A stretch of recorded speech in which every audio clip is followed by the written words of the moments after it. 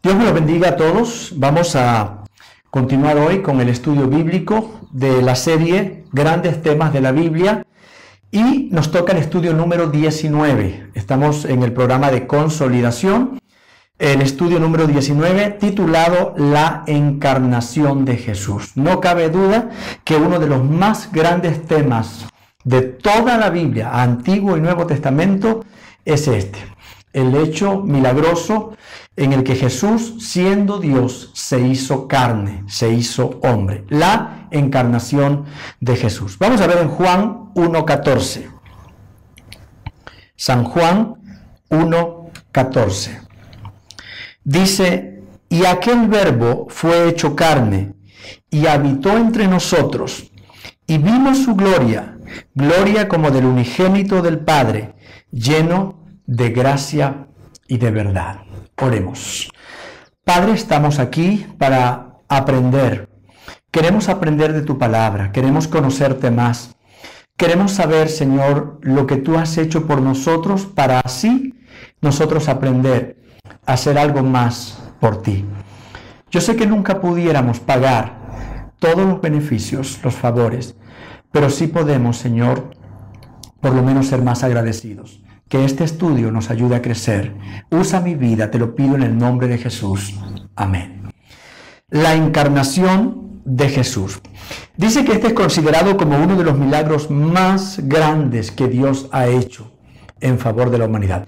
Es grande por el hecho, por lo que encierra. Porque al fin y al cabo, para Dios, crear un insecto, digamos una mariposa, o crear un planeta, no es que dice, creando el planeta se demoró mucho más, fue más difícil, porque Dios crea de la nada. Entonces, crear de la nada, si tuviera que reunir los materiales, ahí si dijéramos, armar un planeta le costó muchos años hasta ir a buscar toda la masa, los materiales, y en cambio hacer una mariposa, pues solamente fue un poquito y ya la construyó. No es así. Dios crea de la nada, de manera que para Dios es exactamente igual crear un insecto, una hormiguita, y decir que aparezca la hormiguita y decir que aparezca el sistema solar. No hay ningún problema, de la nada se crea, porque ese es el poder que únicamente Dios tiene. Entonces no es como que este hecho fue más complicado porque dice, ay, le costó más, sino por lo que encierra. Piensen en esto. Jesús era Dios y es Dios, y que haya decidido, siendo Dios, convertirse en humano, es un milagro no por lo complicado, sino por lo que engloba.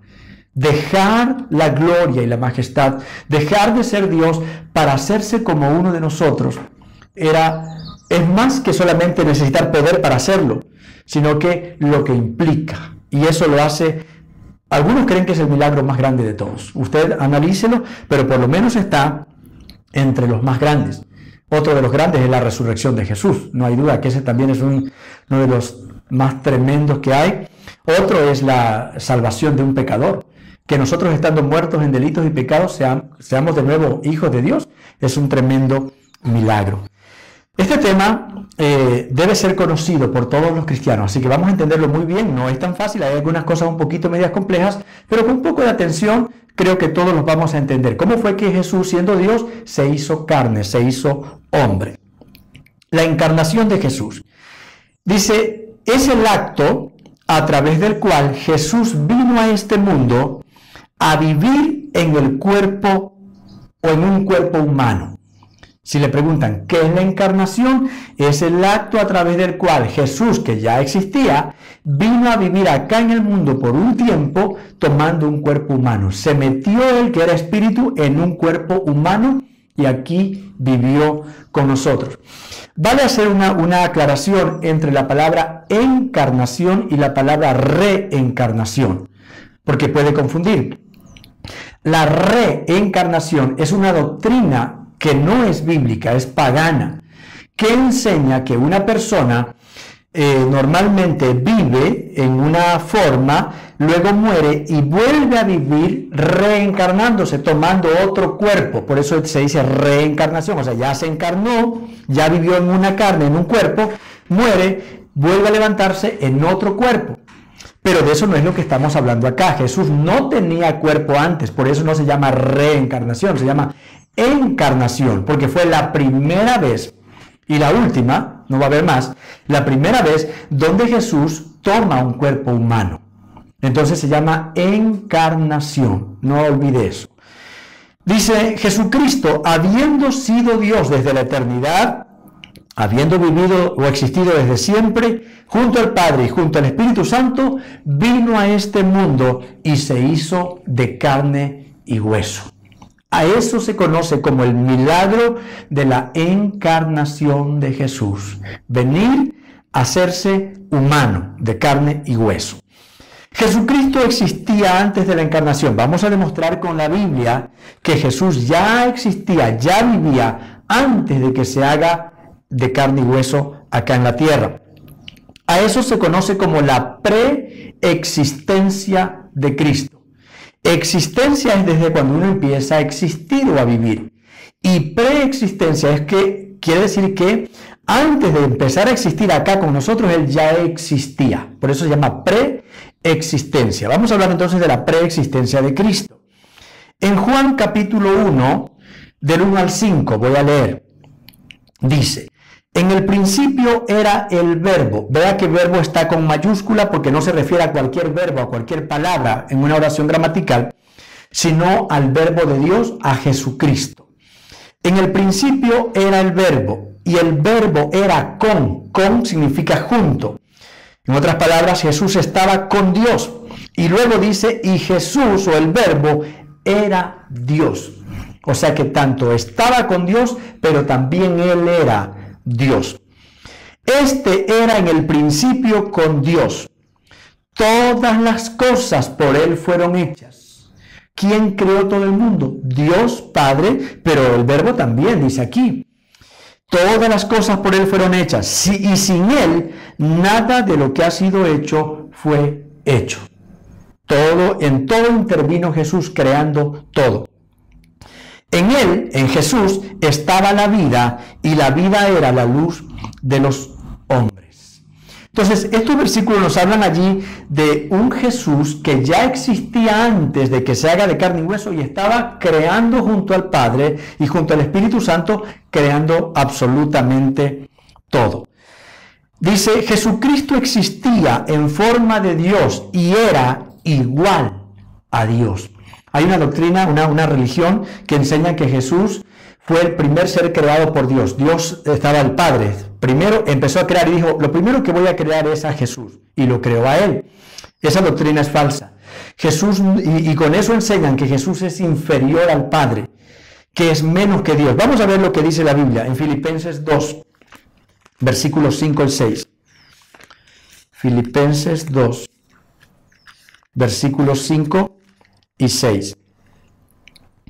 Haya pues en vosotros este sentir que hubo también en Cristo Jesús, el cual siendo en forma de Dios, primero dice en forma, igual en la forma, en forma de Dios, no estimó el ser igual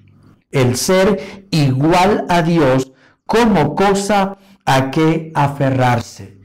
Jesús era en forma de Dios. ¿Cómo es la forma de Dios? Espiritual. O sea, Jesús vivía en forma espiritual, como Dios. Pero luego dice que aunque Él era igual, no dice inferior, igual a Dios, no se aferró a eso y dijo, no, pues yo soy igual a Dios, ¿qué me voy a hacer humano? Vino y se despojó de su gloria y se hizo humano, se hizo hombre. Entonces, allí vemos que Jesús ya existía junto al Padre desde la eternidad y era del mismo rango, del mismo calibre, de la misma jerarquía, no era inferior, no tenía menos poder, igual al Padre. Ya lo vimos allí en Filipenses. Algo más, Jesucristo estuvo junto al Padre creando todo, como ya lo vimos en Juan, y si alguien quiere anotarlo para que lo revise en su casita, en Colosenses capítulo 1. Colosenses 1, del 15 al 17, vuelve a explicar que Jesús estuvo junto al Padre creando todo. Dice que sin Él nada, absolutamente nada ha sido hecho. Todo, principados, potestades, ángeles, todo lo que hay fue creado por el Padre y Jesucristo estuvo también allí creando juntamente con el Padre. Antes de ser encarnado Jesucristo existía como el Verbo de Dios. Verbo quiere decir palabra. ¿Qué quiere decir esto? ¿Que Jesús solamente era lo que Dios hablaba? No, dice la Biblia que Jesús era igual a Dios. Pero se le conoce como el Verbo de Dios porque hasta ese tiempo Jesús solamente era lo que Dios había dicho a través de los profetas, que iba a venir un Mesías, un Salvador. Era una promesa, una palabra. La palabra decía, porque como si Dios hablara, no, voy a enviar a un libertador. Estaba dada la palabra. Esa palabra, cuando Dios dice algo, aunque solo sea una promesa, la palabra de Dios es real. Entonces, aunque solo Dios estaba diciendo, voy a dar, que era una palabra, uno puede creer esa palabra como si fuera real, porque Dios no miente. De manera que la palabra que Dios ofreció se hizo realidad, se hizo hombre, se hizo carne cuando Jesús se encarnó. A eso se refiere cuando a Jesús se le llama el verbo. La promesa, la palabra hecha, ahora estaba hecha realidad. Lo que Dios ofreció estaba hecho realidad. El verbo, la palabra de Dios. Dice, desde el Antiguo Testamento, la encarnación o la venida de Cristo ya había sido anunciada. En Isaías 9:6, Isaías profetizó como 750 años antes de Jesús y él ya había profetizado de que un niño nacería y que sería llamado Hijo del Altísimo. Y todo lo que dice con respecto a Jesús allí en Isaías. Y hay otras citas más que profetizaban de la venida de Jesús, o sea, del que ya existía, que se iba a encarnar, iba a nacer acá. Eso en cuanto a la preexistencia de Cristo. Recuerde, Él existía desde antes de que venga acá, Él ha existido desde la eternidad junto al Padre. Él ha sido igual al Padre y Él decidió hacerse hombre acá y estar entre nosotros. No se aferró a la posición que tenía. Jesús en el Antiguo Testamento estaba dado como una promesa, era una palabra, pero cuando nació allí se formó en el vientre de María, la palabra se hizo realidad, se hizo carne. ¿Cómo ocurrió la encarnación de Jesucristo? Todo empezó con el anuncio que hizo el ángel Gabriel, el cual fue enviado por Dios a la ciudad de Nazaret a buscar a una joven llamada María, para decirle que ella había hallado gracia delante de Dios y había sido escogida para ser la madre de Jesús. María era una mujer de carne y hueso, no era un ángel, no fue así mismo que ella existía antes. La preexistencia de María no es una doctrina bíblica, la enseñan, pero no está basada en la palabra de Dios. No hay algo que diga que María, también como Jesús, existía y era Dios y se hizo mujer. No, eso ya es una doctrina que la han acomodado. Realmente la preexistencia de Jesús es bíblico, la preexistencia de María no. María fue una mujer. No podemos decir que María fue como cualquiera de nosotros en el sentido de que era una mujer tal vez pecadora, que andaba, eso no. Ahora, no era perfecta o inmaculada. María era, como nosotros, hija de papá y mamá. Y cuando una persona es hijo de un papá y de una mamá terrenal o carnal, nosotros traemos la naturaleza pecaminosa. David dijo, he aquí que en maldad he sido formado y en pecado me concibió mi madre. Así que María, al ser hija de un papá y de una mamá, no puede ser inmaculada. ¿Por qué en cambio Jesús sí fue inmaculado? Porque Jesús no fue hijo de José. Jesús era hijo de Dios y es hijo de Dios. Y María no fue sino el recipiente donde el Espíritu Santo puso la semilla, por así decirlo, donde se formó Jesús.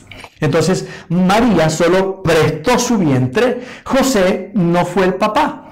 Entonces, Jesús es inmaculado, María no, porque María sí fue hija de su papá y de su mamá, era una muchacha.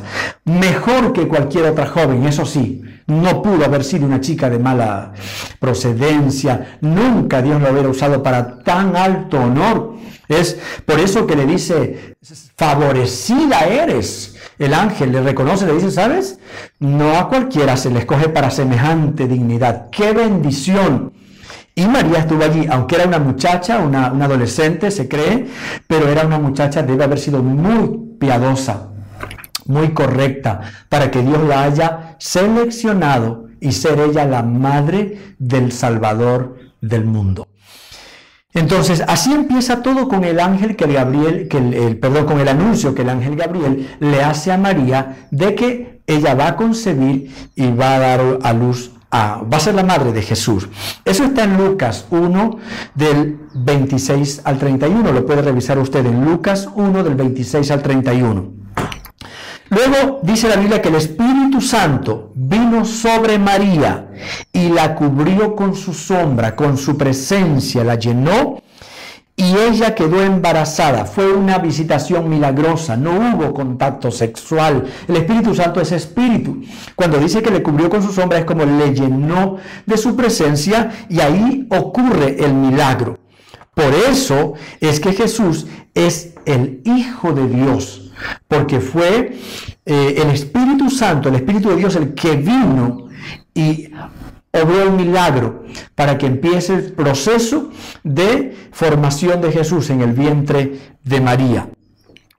El nombre Jesús le fue puesto por el ángel, no fueron los papás, los abuelitos, los tíos los que le pusieron ese nombre, fue el ángel el que le puso, dijo que se llamaría Jesús.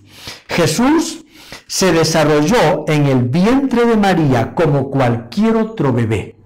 Todo el proceso que se iban formando los huesitos y las extremidades, todo igualito como cualquier bebé. No fue que vino el Espíritu Santo y ya de una estaba formado allí. No. Todo lo que sigue el proceso de la vida normal de un ser humano, ¿no? Desde cero empieza allí hasta formarse las 8 semanas y las 12 semanas y hasta que fue el tiempo de nacer. Una vez que Jesús nació, fue un niño como cualquier otro niño. No era que de pronto andaba volando, que no comía y vivía del espíritu. No. Jesús era como cualquier otro niño. Se hizo hombre como cualquier otro, 100% hombre. ¿Ya? No vaya a pensar que tal vez dice, pero él ha de haber sido un niño que tal vez nunca se enojó, solo pasaba orando.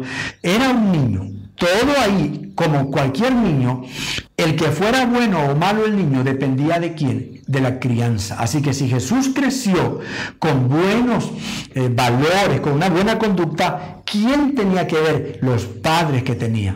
Porque la Biblia sí dice que tanto María como José eran piadosos, eran justos. La Biblia dice de José que era un varón justo, era un hombre correcto, tampoco era inmaculado, pero era un buen hombre de Dios. Entonces, al tener a dos padres muy espirituales, muy buenos hijos de Dios, como lo fueron María y José, Jesús tuvo la bendición de ser bien criado. Oiga, si Jesús hubiera nacido con algunos de esos padres malcriadores que tenemos ahora, lo hubieran dañado a Jesús. Lo hubieran hecho tan malcriado, peor si hubieran sabido que era hijo de Dios, hijo del Altísimo. Hubieran dicho, déjenlo que haga lo que quiera, que haga lo que le dé la gana, porque él es el hijo de Dios. No, ellos lo criaron bien. Ahí hubo un proceso de formación muy adecuado para que Jesús crezca. Bien, ahora, lo que sí aclaro otra vez, ya lo dije, pero lo ratifico, lo vuelvo a repetir. Jesús no traía dentro de sí la descendencia o la naturaleza pecaminosa de Adán, que nosotros traemos, la de nuestros padres, porque Jesús no fue hijo de José. No fue hijo biológico, fue hijo criado, ¿verdad? Fue su padre que lo adoptó, pero no fue padre biológico, José. Él fue hijo de Dios. Por lo tanto, Jesús no traía la naturaleza pecaminosa. Pero la Biblia dice que Jesús fue tentado como cualquier ser humano. O sea, él también, en algún momento, qué sé yo, otros niños se le burlaron, en algún momento él también fue provocado o tentado a las cosas de este mundo, como cualquiera. Así dice la Biblia, que fue tentado en semejanza de cualquier ser humano. Así que no fue que él vivía en otra realidad, él no veía nada, él no escuchaba nada, no, él como cualquier persona. Pero la única diferencia es que él nunca pecó. Aunque vivió acá y creció acá, Jesús nunca pecó. Nunca. 1 Primera de Pedro capítulo 2, versículo 21 al 23, nos habla allí de que aunque fue tentado en todo, pero no pecó. Primera de Pedro 2, 21 al 23. Surge una pregunta aquí. Cuando Jesús se encarnó, ¿dejó de ser Dios? Esa es una pregunta muy compleja, muy profunda. Cuando Jesús se encarnó, cuando se metió allí en la barriguita de María, ¿dejó de ser Dios? Y otra pregunta, y a la par, ya las voy a responder. La otra es, ¿Jesús era 50% humano y el otro 50% divino? O sea, una parte, digamos, la que el Espíritu Santo puso con el milagro era la parte divina, y la parte de María, 50%. Hay algunos que pueden creer que es así. Jesús era medio humano y medio divino. Y vamos a ver entonces. Y la primera pregunta, acuérdense, cuando se hizo carne, ¿dejó de ser Dios? Jesús nunca dejó de ser Dios. Jesús nunca dejó de ser Dios. Cuando se encarnó, Él era completamente humano, 100% humano. Si lo sometían a un proceso de estudio, de análisis, Jesús era como cualquier otro niño, como cualquier otro ser humano, con todas las características de lo que tiene uno en la piel, los huesos, de lo mismo que uno tiene, calcio, lo que tenga, todo igualito que nosotros, igualito. Era 100% humano y era al mismo tiempo 100% divino. Vemos una cita en Colosenses 2:9. Colosenses 2:9. Dice, porque en Él, está hablando de Jesús, en Él habita corporalmente toda la plenitud de la deidad. Deidad es como quien dice Dios. En Él habita Dios completamente. No dice 50%, no una parte. En Jesucristo habita completamente toda la presencia de Dios. Era Dios en todo el sentido, en toda la extensión de la palabra. No era medio Dios y no era medio humano. 100% hombre y 100% Dios. Jesús nunca dejó de ser Dios. Cuando se encarnó, Él era completamente humano y completamente divino al mismo tiempo. Tenga claro eso, era completamente 100% humano y 100% divino. Mire esta cita en Colosenses 2:9 que nos dice así. Dice, porque en Él, o sea, en Jesús, habita corporalmente toda la plenitud de la deidad. O sea, en Jesús estaba 100% la presencia, la forma, Dios. Dios estaba en Él completamente. No era una partecita nada más. Dice, Jesús mientras se encarnó, jamás usó su divinidad. Todo lo enfrentó en el plano humano. Aunque Él era 100% Dios, acá en el mundo Jesús todo lo desarrolló en su naturaleza en el plano humano.